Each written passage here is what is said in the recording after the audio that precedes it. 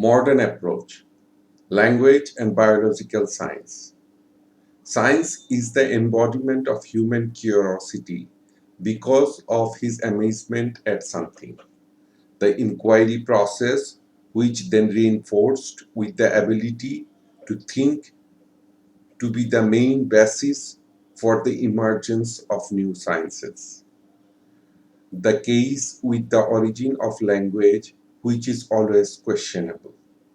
Scientists are also trying to give a real contribution to the mystery of human language through science.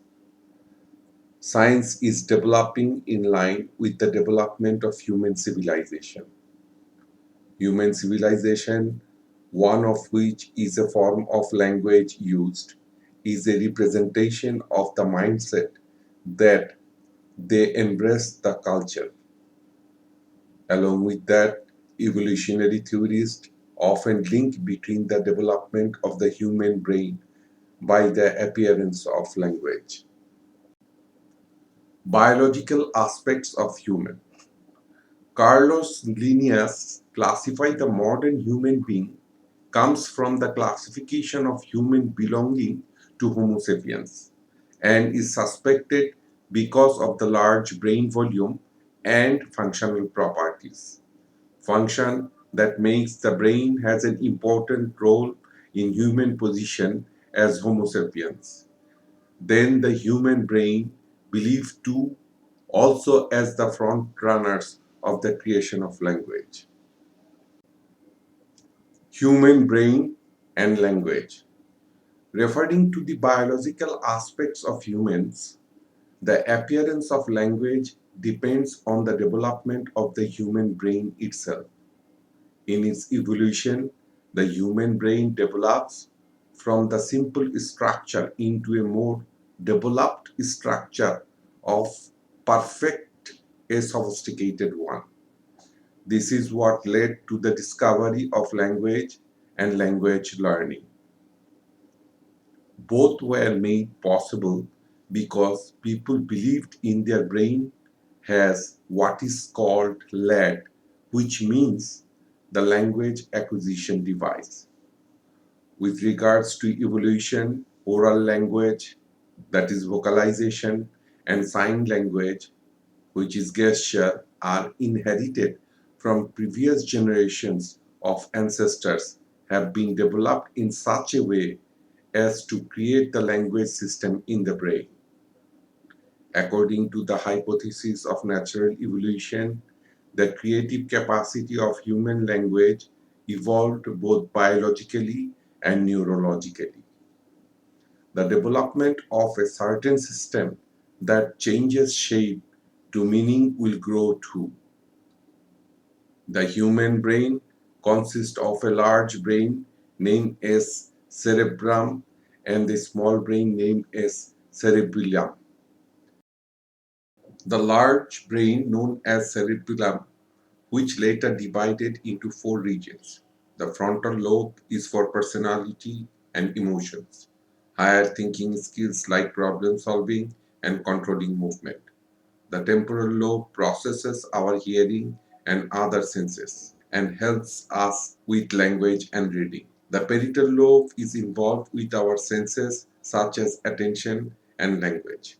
The occipital lobe helps our eyes see, including recognition of shapes and colors. Overall, the human brain as relation to the language can be described in stages. Scientific study 1. At first, the origin of language complexity could be seen when the researchers found many cases of patients affected the capability of communication.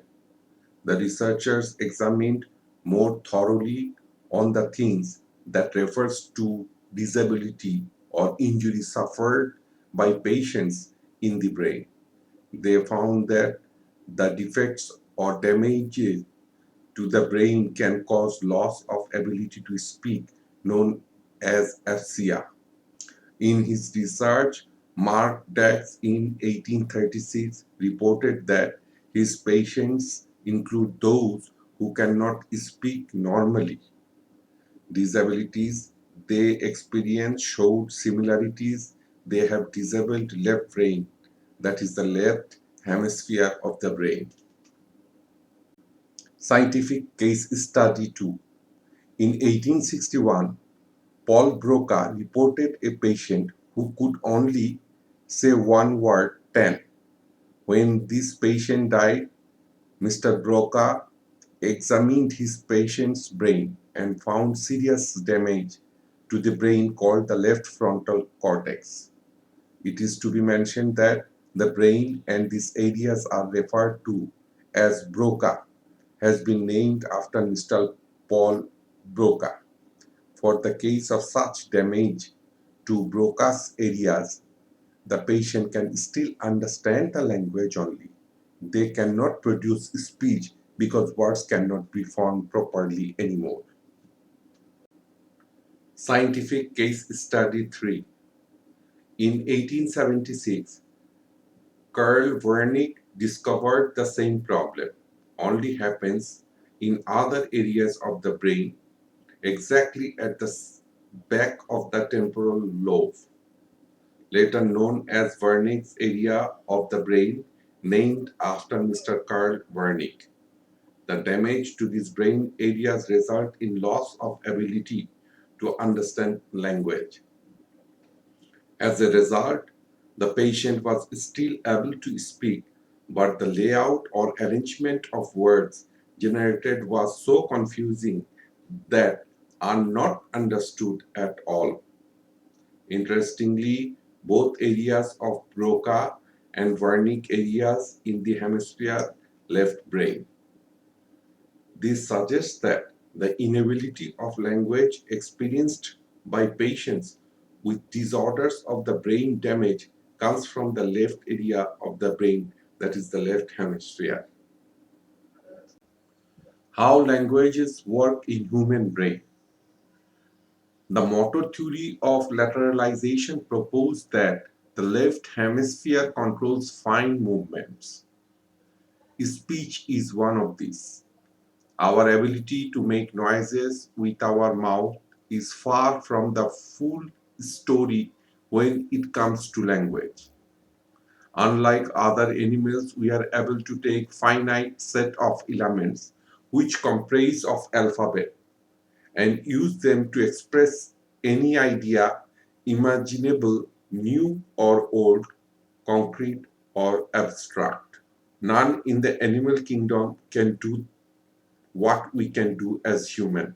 Also, no animal is hardwired as we are to be able to perceive and comprehend these sounds. Of course, it is something which is unique in human.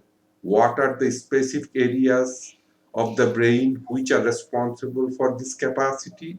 Two critical regions, as we already discussed, are the Broca's area and the Wernicke area.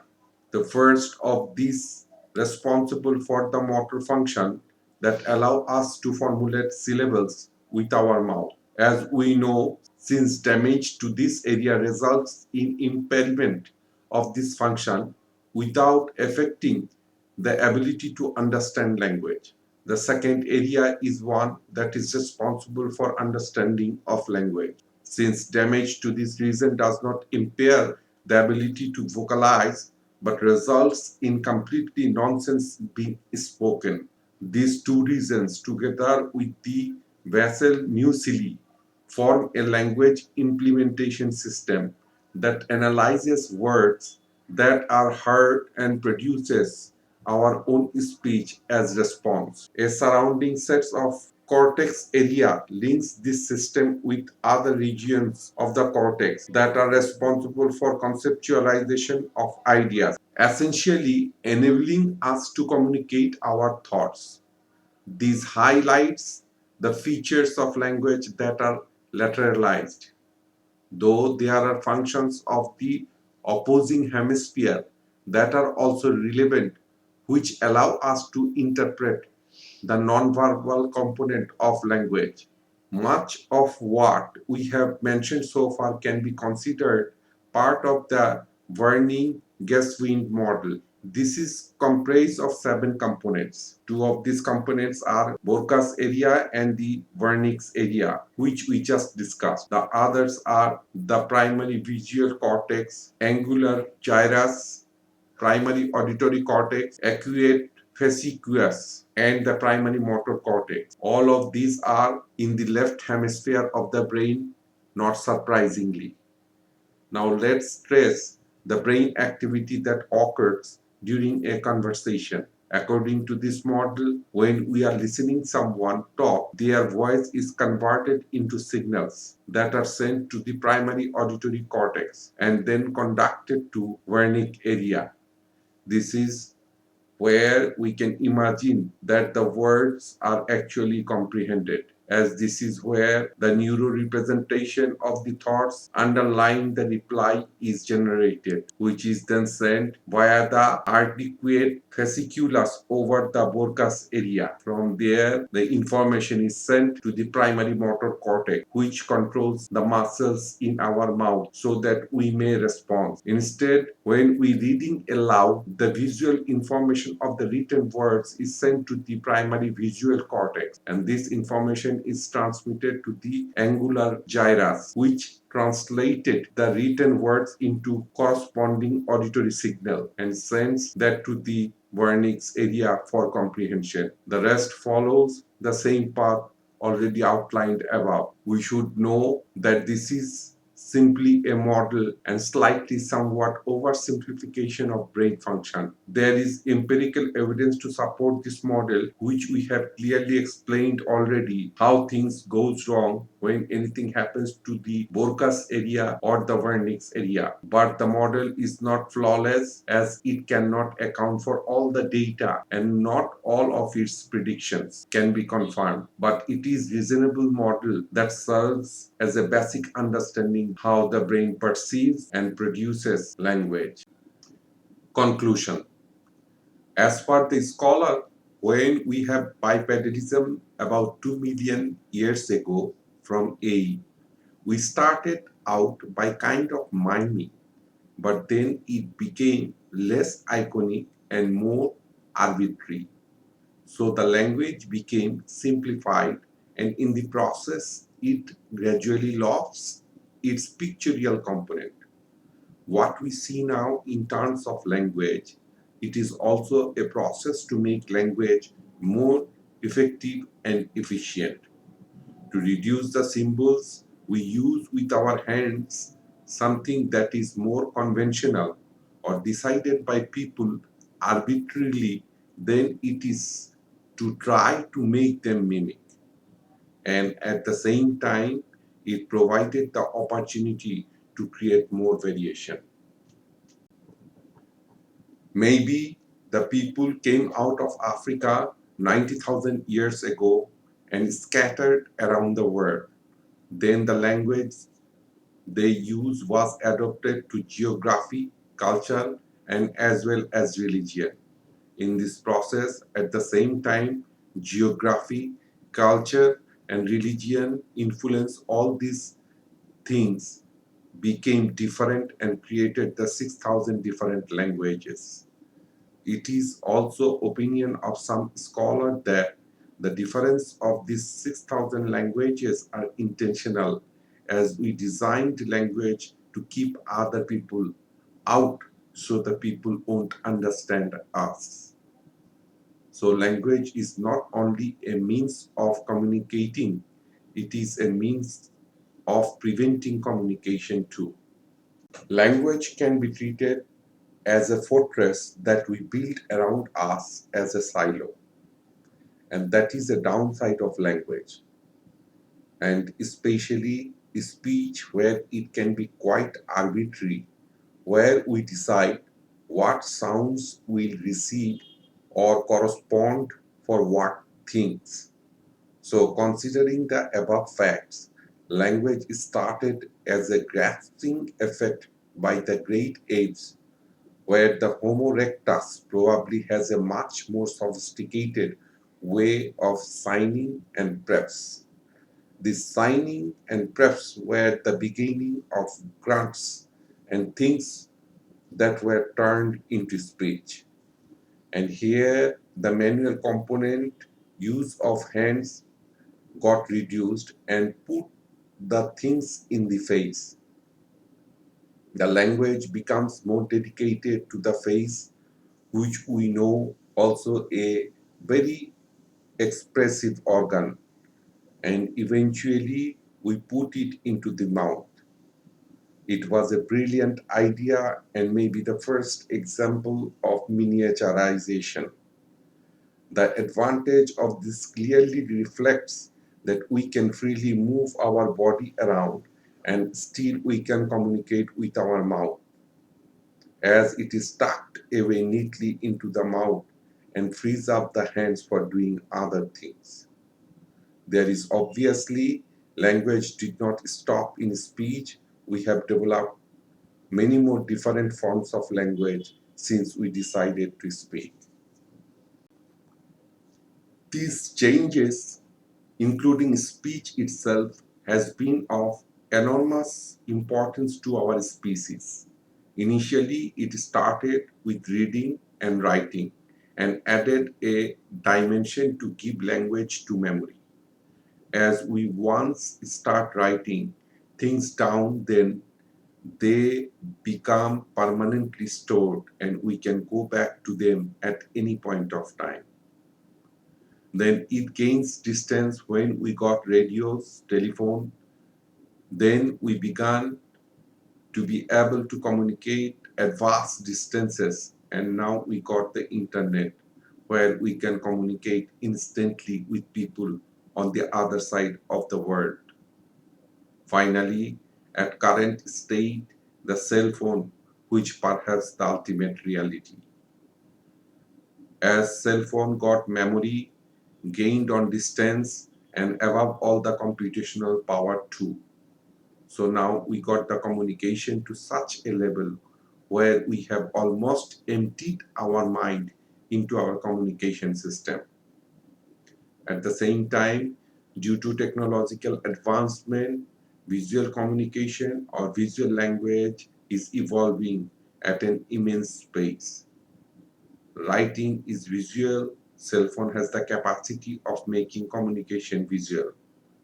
Now, through the cell phone, we can do the wagging of tongues to wiggling of thumbs. One tantalizing source of evidence has emerged recently. A mutation in a gene called FOXP2 has been shown to lead to deficits in language as well as in control of the face and mouth. This gene is slightly altered version of a gene found in apes, and it seems to have achieved its present form between 100,000 and 200,000 years ago. It is very tempting, therefore, to call FOXP2 a language gene, but nearly everyone regards this as oversimplified. Are individuals afflicted with this mutation really language impaired, or do they just have trouble speaking? On top of that, despite great advances in neuroscience, we currently know very little about how genes determine the growth and structure of the brains, or how the structure of the brain determines the ability to use language. Nevertheless, if we are ever going to learn more about how the human language ability evolved, the most promising evidence will probably come from the human genome, which preserves so much of our species' history. The challenge for the future will be to decode it. Thank you for watching such a long video. This is the concluding part of the origin of language and its evaluation.